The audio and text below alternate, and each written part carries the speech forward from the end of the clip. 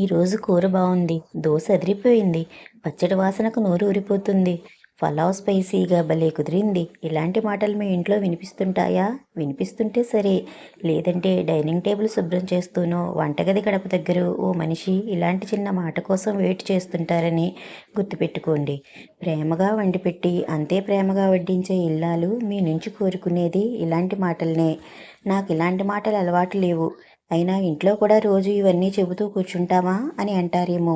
ఈ మాట అనే ముందు ఓసారి మీ ఫోన్లో జొమాటో, స్విగ్గీ యాప్లు ఓపెన్ చేసి మీరు గతంలో ఆర్డర్ పెట్టిన ఫుడ్ ఐటమ్స్ని మెచ్చుకుంటూ ఆయా రెస్టారెంట్లకు ఎలాంటి కామెంట్లు పెట్టారో చూడండి. ఫుడ్ ఎలా ఉంది, రివ్యూ ఇవ్వచ్చుగా అని నోటిఫికేషన్ వచ్చిందనో, ఫుడ్ తెచ్చిన అబ్బాయి అడిగాడనో 5 స్టార్ రేటింగ్ ఇస్తారే. మరి ఇంటి వంటకా గౌరవం ఇవ్వడానికి మాటలు రావేం?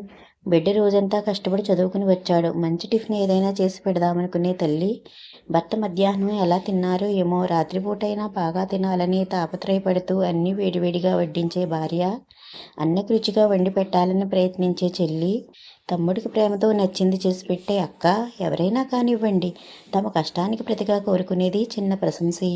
ఈరోజు వంట బాగుందోయ్, ఫుడ్ సూపర్ అమ్మా అనే మాటలే వారికి 5 స్టార్ రేటింగ్తో సమానం. ఆహారం బాగలేకపోతే ముఖం చిట్లించుకోవడం ఎంత బాగా వచ్చో, బాగున్నప్పుడు బాగుందని చెప్పడమూ అంత బాగా రావాలి. ఫుడ్ ఈజ్ లవ్ అన్న మాట వినలేదు? ప్రేమగా ఎవరు వండి పెట్టినా నోరారా ప్రశంసించినప్పుడే పెట్టిన వారికి తిన్నవారికి మధ్య బంధం బలపడుతుంది. మన తాతలు నాన్నలు గతంలో చేసింది మనకు చేయమని చెబుతున్నది ఇదే కదా. ఫుడ్ బాగోకలేకపోయినా బాగుందని చెప్పాలా అని అనుకోవచ్చు. అప్పుడు గుర్తు చేసుకోవాల్సింది మీరు రీసెంట్గా వెళ్ళిన రెస్టారెంట్ని. అంత బాగా లేకపోయినా ఫుడ్ని బాగుంది అంటూ ఉదారంగా వచ్చేయలేదు. అటువంటప్పుడు ఆమె కష్టాన్ని ప్రేమను గుర్తించామని చెప్పేందుకైనా మన ఇంటి స్టార్కి మనం 5 స్టార్ రేటింగ్ ఇవ్వద్దు. అది ఎలా, మాటల్లోనా చేతల్లోనా ఎలా ఇస్తారన్నది మీ ఇష్టం. ఫలితం బ్రహ్మాండంగా ఉంటుందని వేరే చెప్పాలా? Thank you.